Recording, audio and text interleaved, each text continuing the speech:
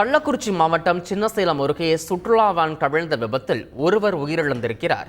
இது தொடர்பான கூடுதல் விவரங்களை எமது செய்தியாளர் அரவிந்தன் வழங்கிட கேட்டு பெறலாம். அரவிந்தன், வணக்கம். இந்த விபத்து எப்படி நிகழ்ந்தது? தற்போதைய கள நிலவரம் என்ன?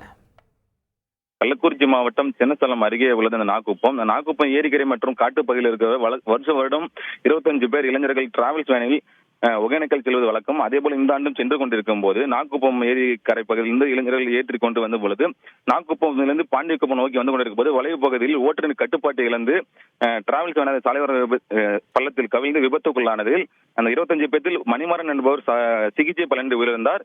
7 பேர் படுகாயமடைந்துள்ளனர். ஒரு 17 பேர் பார்த்தோம்னா லேசான காயம் உயிர்த்த பிறகு இந்த இதுல வந்து பாத்தீங்கன்னா அனைவருமே அரசு மருத்துவமனையில் சிகிச்சை பெற்றாங்க.